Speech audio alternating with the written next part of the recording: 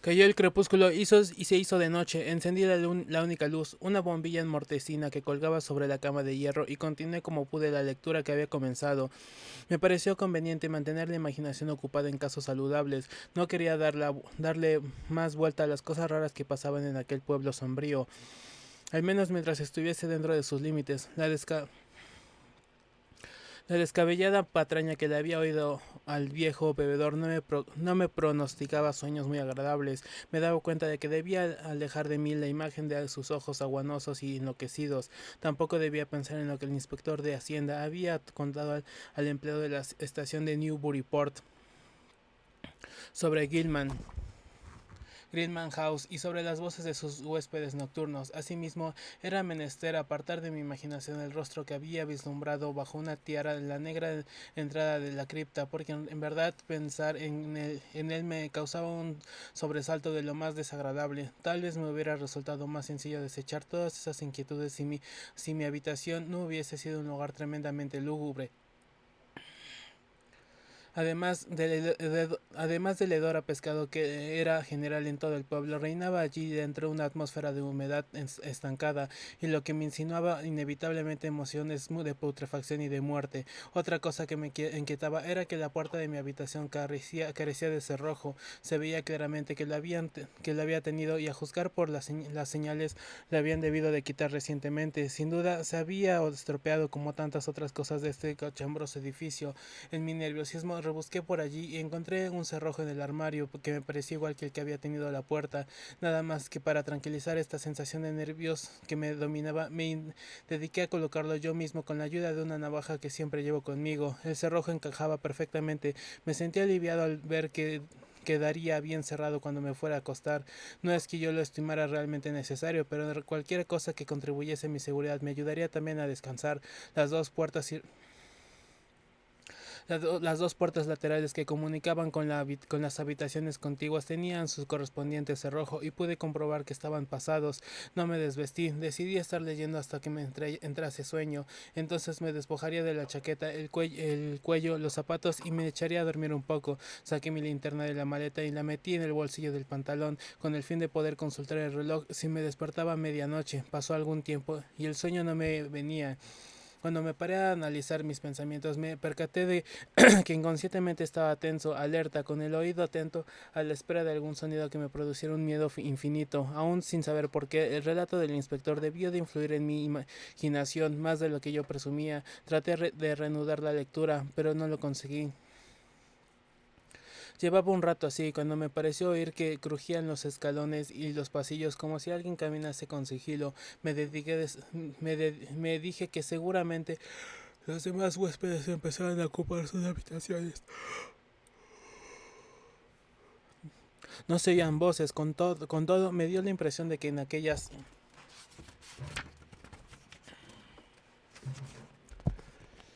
que aquellos ruidos aún que aquellos ruidos había un no sé qué oculto. Aquello no me gustó, y empecé a pensar si no sería mejor pasar la noche en vela. Los tipos de aquel pueblo eran sospechosos por demás, y era innegable que había ocurrido varias desapariciones. Me encontraba en una posada de esas donde se asesina a los viajeros para robarles. Desde luego yo no tenía aspecto de nadar en la abundancia, o acaso la gente del pueblo odiaba hasta ese extremo a los visitantes curiosos. Les había molestado mi curiosidad, porque evidentemente me habían visto recorrer plano en mano los barrios más característicos de la localidad. Pero de pronto pensé que muy asustado tenía que encontrarme para que unos pocos crujidos casuales me pusieran en ese estado de exaltación. De todos modos, lamento no tener un arma a mano.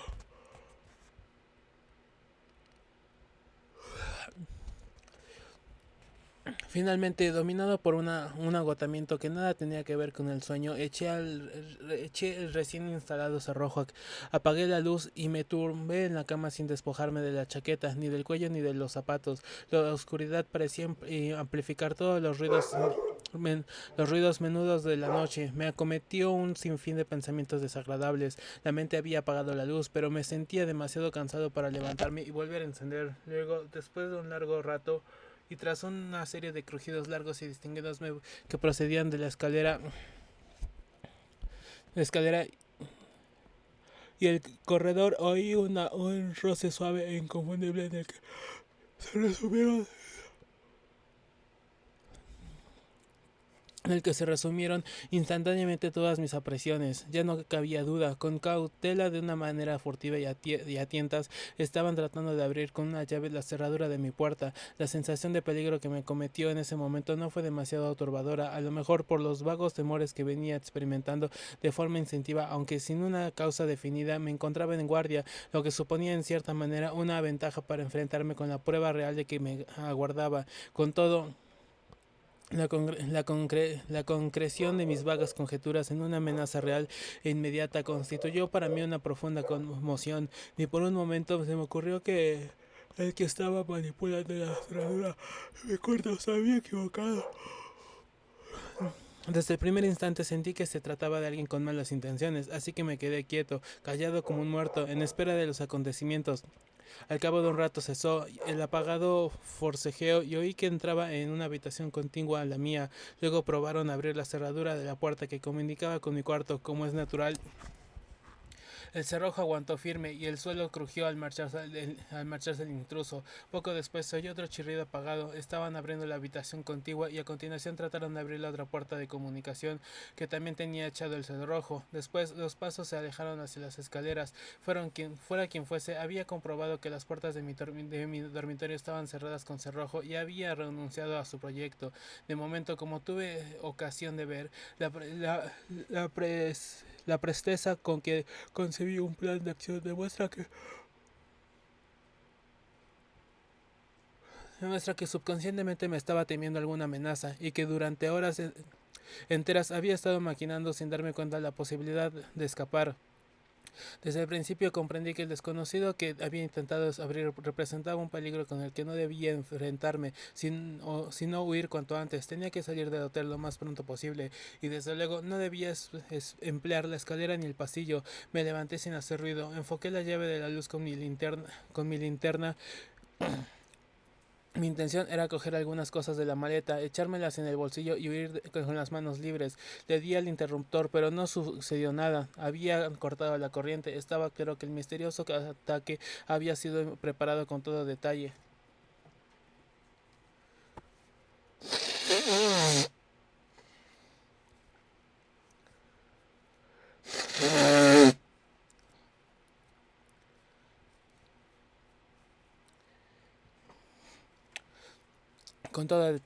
Aunque ignoraba con qué finalidad. Mientras reflexionaba sin quitar la mano del interruptor, oí un apagado crujido en el piso de abajo. Me pareció distinguir un rumor como de conversación, pero en un momento después pensé que me había confundido. Se trataba sin duda alguna de gruñidos, roncos y graznidos mal articulados, cosa que guardaba muy poca relación con aquel lenguaje humano conocido. Luego pensé con renovada intención en lo que el inspector de Hacienda había oído.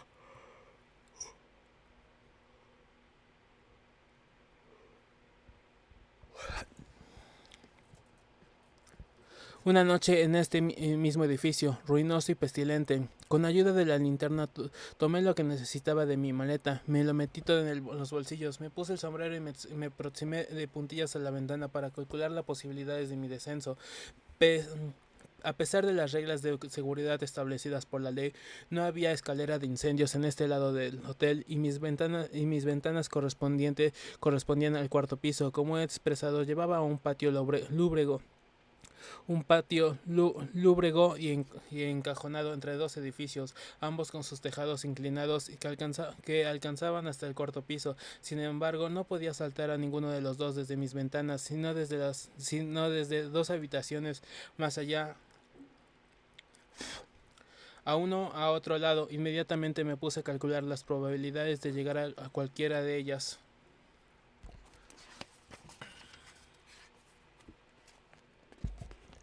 Decidí no arriesgarme a salir al pasillo donde mis pasos serían oídos sin duda alguna y donde me tropezaría con dificultades insuperables para entrar en la habitación deseada. Únicamente podría tener acceso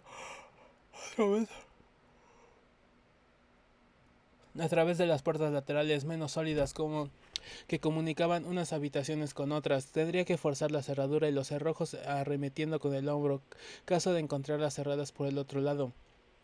Consideré que era lo más viable porque las puertas no tenían aspecto de resistir mucho, pero no podría hacerlo sin ruido. Tendría que contar con la rapidez y la posibilidad de llegar a la ventana antes de que fuese hostiles tuvieran tiempo de abrir la puerta correspondiente al pasillo. Reforcé la de mi propia habitación asegurándola con la mesa del escritorio que arrastré cautelosamente para hacer el menor ruido posible. Me daba cuenta de que mis probabilidades eran muy escasas, pero estaba enteramente dispuesto a afrontar cualquier eventualidad, aun cuando logras alcanzar a otro tejado, no habría resuelto el problema por completo, porque me quedaría aún la tarea de llegar al suelo y escapar del pueblo. A mi favor estaban la desolación y la ruina de los edificios vecinos y el gran número de claraboyas que se abrían en sus tejados. Consulté el plano del muchacho de la tienda. La mejor dirección para salir del pueblo era hacia el sur, así que miré primero la puerta de comunicación correspondiente. Se abría hacia mí. Por lo tanto, después descorrer el cerrojo y comprobar que la puerta no se abría, consideré que me iba a ser muy difícil forzarla. Por ende, renuncié a esa dirección y corrí la cama contra la puerta para imposibilitar cualquier ataque. Desde esa habitación, la otra puerta se abría hacia el otro lado. Ese debía ser mi camino. A pesar de comprobar que estaba cerrada con llave y que tenía el cerrojo echado por el otro lado, se podía llegar al tejado.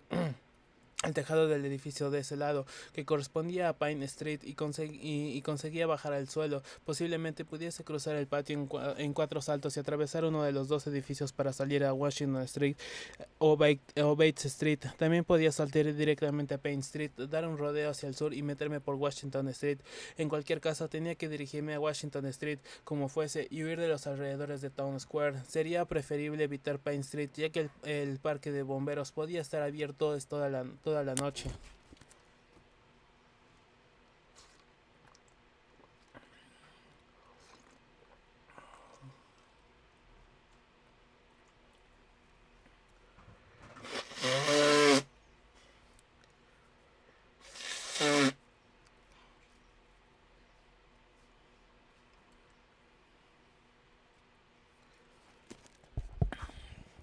Mientras meditaba todo esto, contemplé la inmensa marea de tejados ruinosos que se extendía bajo la luz de la luna. A la derecha, la negra herida de la garganta del río hendía el panorama. Las fábricas abandonadas y la estación de ferrocarril se aferraban como lapas a un lado y a otro. Detrás se veía la vía rumbrosa y la carretera de Rowley que atravesaba la llanura pantanosa, punteada de montículos cubiertos de seca maleza. A la izquierda, en un área más cercana y cruzada por numerosas corrientes de agua salitrosas, la estrecha carretera de Ipswich brillaba con el blanco reflejo de la luna. Desde la ventana del hotel no alcanzaba a ver la carretera que iba hacia el sur, hacia Arkham, donde pensaba dirigirme. Estaba reflexionando mucho en mar de dudas sobre el momento más oportuno para poner en práctica este plan, cuando apareció abajo unos ruidos indefinidos a los que siguió inmediatamente un crujido pesado en las escaleras. Irrumpió el débil parpadeo de una luz por el montante de la puerta.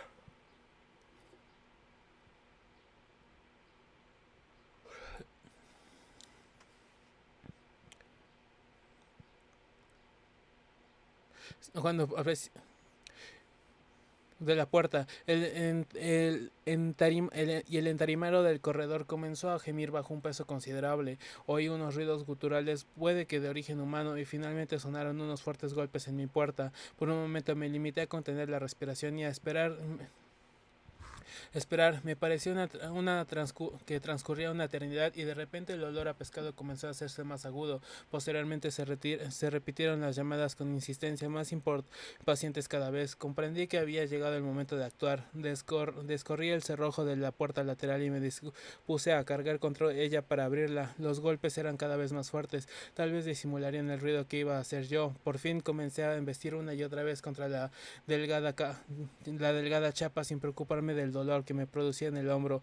La puerta resistió más de lo que había calculado, pero continué en mi empeño. Mientras tanto, el alboroto del pasillo iba en aumento delante de mi puerta. Finalmente se dio la puerta contra la que estaba cargando, pero con el tal estrépito que los de fuera tuvieron que oírlo. Los golpes se convirtieron en violentas arremetidas y a la vez oí un nefasto sonido de llaves en las dos puertas vecinas a la mía.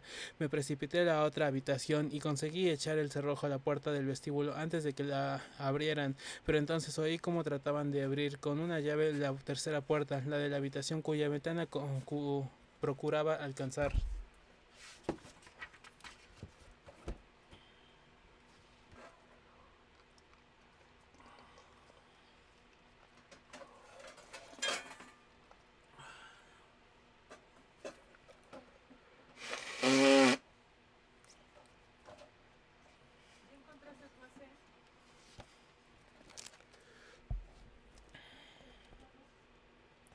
Por un instante me sentí totalmente desesperado. Me iban a atrapar en una habitación cuya ventana no me ofrecía salida posible. Una oleada de horror me invadió al descubrir a la luz de mi linterna las huellas que habían dejado en el polvo del suelo, los intrusos que habían tratado de forzar la puerta lateral. Después, gracias a un acto puramente instintivo desprovisto de toda lucidez, corrí a la siguiente puerta de comunicación y me dispuse a derribarla. La suerte me fue favorable. La puerta de comunicación no solo no tenía echada la llave, sino que estaba entreabierta. Entré un salto y apliqué la rodilla y el hombro a la puerta del vestíbulo.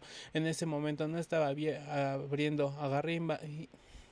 Agarré inadvertido al que trataba de abrir, de suerte que conseguí pasar el cerrojo, cosa que hice también en la otra puerta que acababa de franquear. Durante los breves instantes de alivio que siguieron, oí que disminuían las embestidas contra las otras dos puertas, mientras crecía un confuso alboroto en mi primitiva habitación, cuya puerta lateral había entrancado yo con la cama. Evidentemente el tropel de mis asaltantes había entrado por la habitación contigua del otro lado y se lanzaba tras de mí por el mismo camino.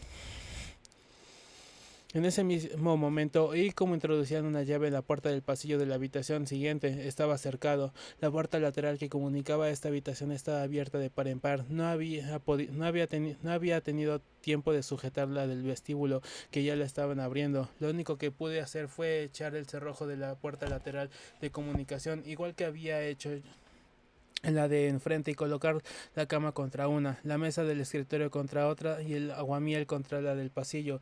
Debía confiar en estas barreras improvisadas hasta que hubiera saltado por la ventana al tejado del edificio de Payne Street, pero aún en ese apuro supremo, el horror que yo sentía no se debía a la fragilidad del dispositivo de defensa. Lo que a mí me horrorizaba era que ninguno de mis perseguidores, aparte ciertos jadeos, gruñidos y ladridos apagados, había pronunciado una sola palabra inteligible y humana. Mientras corría los muebles y me precipitaba hacia la ventana, se oyó una carrera espantosa por el pasillo hacia la habitación contigua a la que me encontraba yo. Finalmente las embestidas en el otro lado eran inaudibles. Era indudable que la mayoría de mis adversarios se estaban congregando ante la débil puerta lateral afuera. La luna bañaba el tejado de abajo. Calculé que era un salto arriesgado, debido a la inclinación que tenía el sitio donde había de aterrizar. De acuerdo con mi plan, preferí la ventana más meridional que tenía el cuarto. Quería saltar a la vertiente del tejado que daba al patio y escabullirme por la clarovalla más cercana. Una vez dentro de uno de aquellos edificios tenía que contar con que me perseguirían, pero confiaba en poder alcanzar la planta baja y eludirme por una de las puertas abiertas del patio, desembocar finalmente en Washington Street y salir del pueblo con dirección sur. El alboroto de la habitación vecina era terrible. La puerta comenzó a ceder. Los asaltantes habían traído un objeto pesado y lo estaban empleando como ariete. No obstante, la cama aún se mantenía firme, otra contra la puerta y la puerta, de forma que todavía tenía la posibilidad de escabullirse. La ventana estaba flanqueada por pesados cortinajes de terciopelo suspendidos de una barra mediante anillas de latón. Descubrí que en el exterior había unos sólidos ganchos para sujetar los batientes de la ventana, viendo que aquello me facilitaba los medios de evitar un salto peligroso. Di un tirón Di un tirón a las colgaduras y las arrojé al suelo con barra y todo. Rápidamente enganché dos anillas en el gancho exterior y solté el cortinaje al vacío. Los pesados pliegues llegaban sobradamente al tejado. Comprobé que las anillas y el gancho podían soportar mi peso y luego me deslicé por la improvisada escala, dejando atrás para siempre el siniestro edificio de Hillman House. Puse pie a las sueltas pizza- a las sueltas pizarras del tejado. La pendiente era muy pronunciada. Logré llegar a una de las claraboyas sin resbalar. Me volví para mirar la ventana por donde había salido. Aún estaba a oscuras. Allá lejos, entre las desmoronadas chimeneas de la parte norte, se veían diversas luces. Se trataba del edificio de la Orden de Dagon, de la iglesia de Anabaptistas y de la iglesia congregacionista, cuyo recuerdo me provoca escalofríos. Como no había nadie en el patio, confié en poder salir por allí antes de que cundiera la alarma general. Enfoqué mi linterna por la caraboya y vi que no había escalones.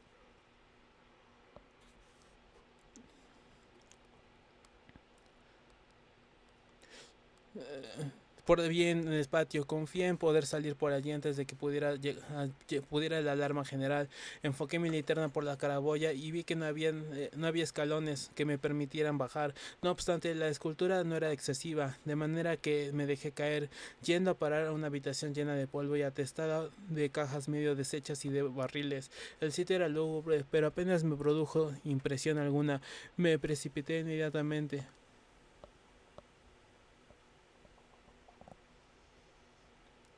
Barriles. El sitio era lúgubre, pero apenas me produjo impresión alguna. Me precipité inmediatamente por unas escaleras que descubrí gracias a la linterna. Miré la hora, eran las 2 de la madrugada. Los peldaños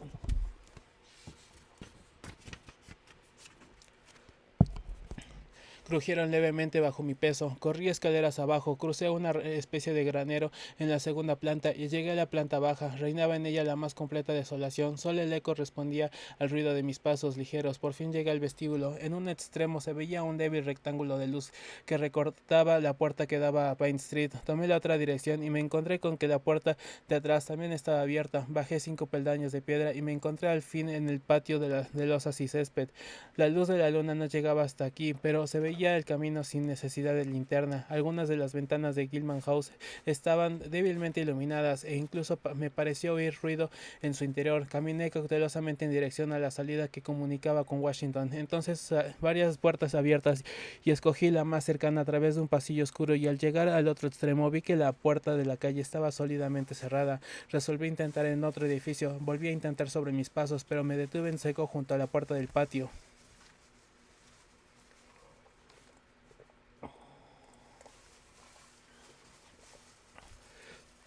Por una puerta del Hillman salía una multitud de siluetas dudosas. Agitaban sus linternas en la oscuridad.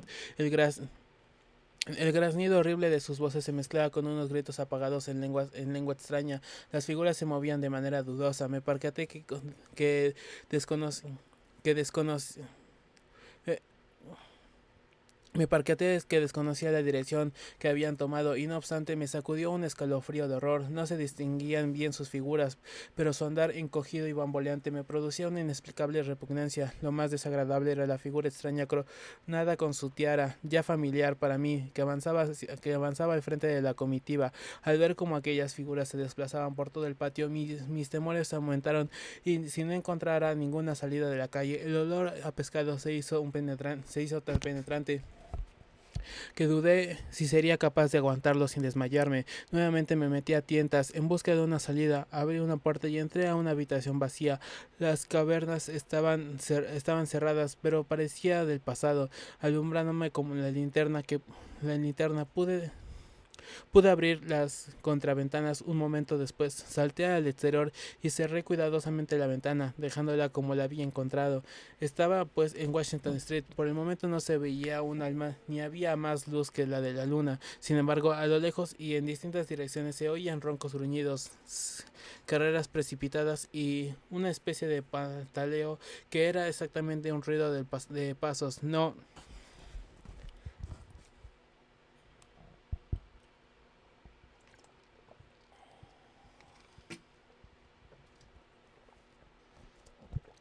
No tenía tiempo que perder.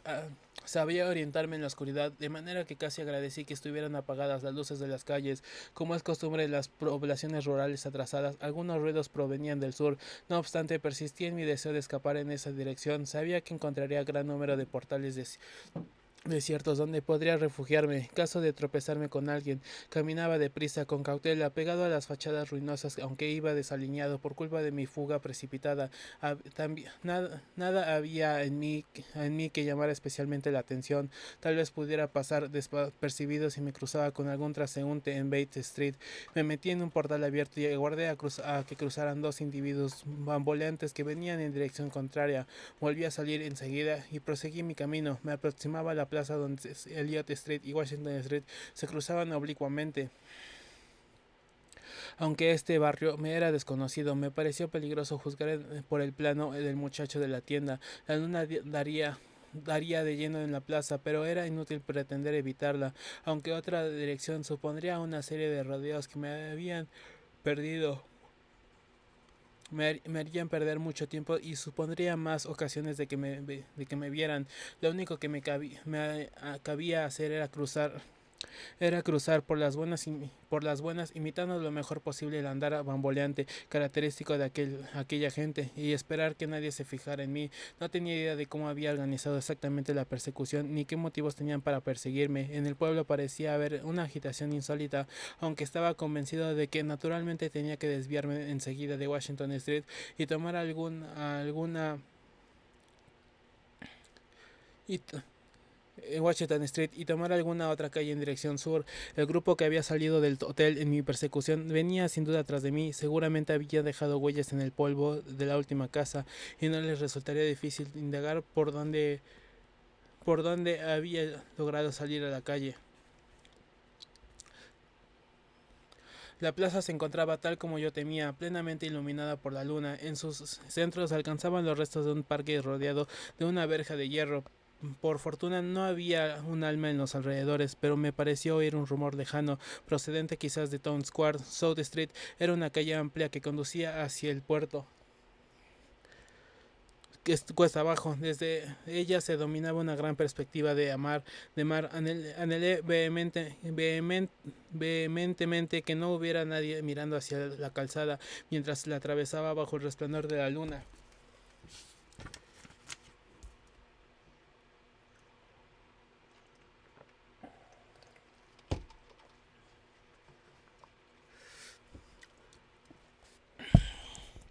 Adelante sin obstáculos, no se oía ningún ruido alarmante. Al final de la calle, la superficie del agua reverberaba esplendorosa bajo la brillante luz de la luna, y al contemplarla sentí un sobresalto de terror.